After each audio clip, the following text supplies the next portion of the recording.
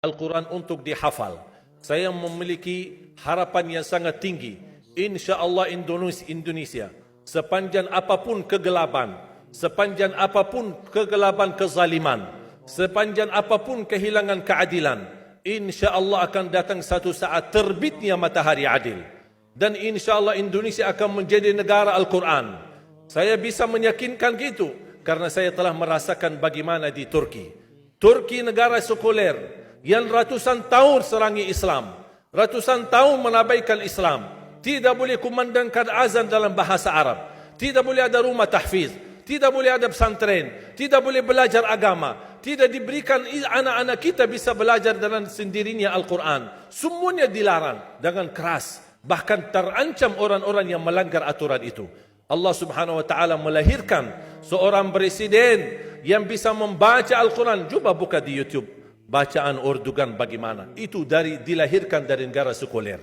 Saya bisa meyakinkan insya-Allah 1 juta menghafal Al-Quran. Dan bapa ibu mudah-mudahan masih punya umur akan mendengar pengumuman besar. Imam besar salat Idul Fitri dan Idul Adha sekaligus khatib adalah Presiden Republik Indonesia menghafal Al-Quran. Itu yang saya yakini. Dan saya tidak pernah merasa lelah. Dan saya selalu berkata sama istri, kalau saya mati itu pun karena saya bersama Al-Quran. Wallahi jamaah sekalian, yang bersama Al-Quran tidak akan merugi. Berkah rizkinya, berkah umurnya, terjamin kebahagiaan. Allah Subhanahu wa taala hanya minta satu, berkenan bersama Al-Quran di dunia.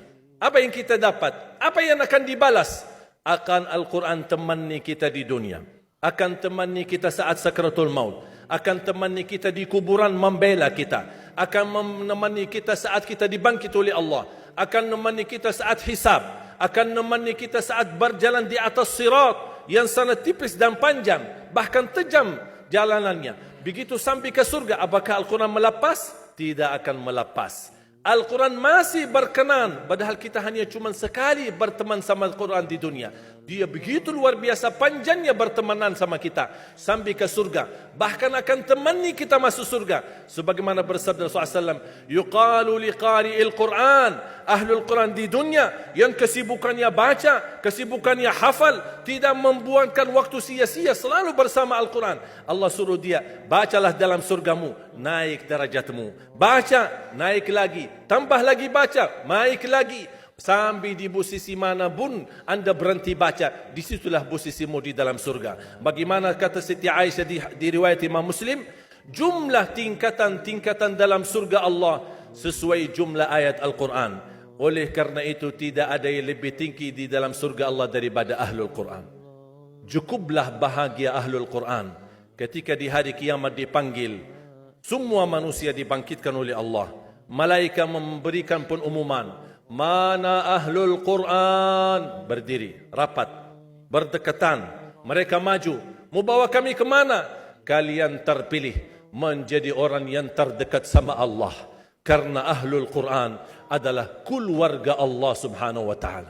Bukan hanya kita sendiri yang mendapatkan anugerahnya dan manfaatnya.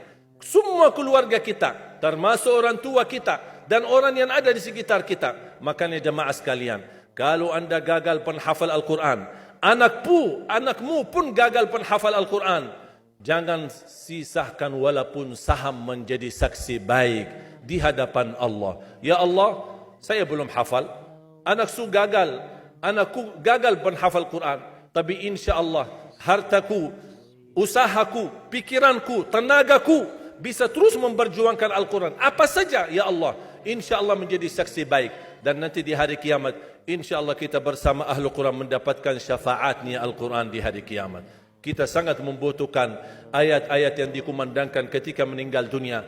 InsyaAllah setiap satu huruf akan disalurkan 10 kebaikan. Mudah-mudahan semua yang hadir diberikan kemuliaan dan keanugerah dari Allah menjadi Ahlul Quran, penghafal Al-Quran, penghayati Al-Quran, para pencinta Al-Quran, berakhlak-akhlakul Quran. Ya Allah, aku mohon atas izinmu ya Allah, kami bersama-sama bertemu di masjid ini. Berilah kepada kami kemuliaan bersama-sama bersama Ahlul Quran di dalam surgamu ya Allah, ya Dzal Jalal wal Ikram, ya Arhamar Rahimin, ya Arhamar Rahimin. Anugerahlah kepada kami anak dan keturunan penghafal Al-Quran, anak dan cucu penghafal Al-Quran yang mampu menjaga nama baik keluarga kami, yang mampu membanggakan kami di hadapan-Mu hari kiamat, yang mampu menhadiahkan mahkota untuk kedua orang tua kami. Birahmatika ya Arhamar Rahimin. Ya Allah, maafkan kalau kami tidak berhasil menjadi penghafal Al-Quran. Tapi ya Allah, kami kurbankan nyawa kami, harta kami, usia kami, tenaga kami, pemikiran kami, ilmu kami untuk Al-Quran, agar Indonesia ke depan menjadi negara Al-Quran, agar Indonesia menjadi contoh terbaik untuk mata dunia, agar bisa kita melahirkan. Karena saya meyakinkan ya Allah, dan kami semua meyakinkan, terjamin masa depan Indonesia baldatun tayyibatun wa rabbun ghafur kalau selalu bersama Al-Quran. اغفر لنا ولوالدينا ولجميع المسلمين والمسلمات والمؤمنين والمؤمنات الأحياء منهم والأموات. ربنا آتنا في الدنيا حسنة وفي الآخرة حسنة وقنا عذاب النار. وصلى الله على سيدنا ونبينا محمد وعلى آله وصحبه وبارك وسلم والحمد لله رب العالمين. سبحانك اللهم وبحمدك أشهد أن لا إله إلا أنت أستغفرك وأتوب إليك.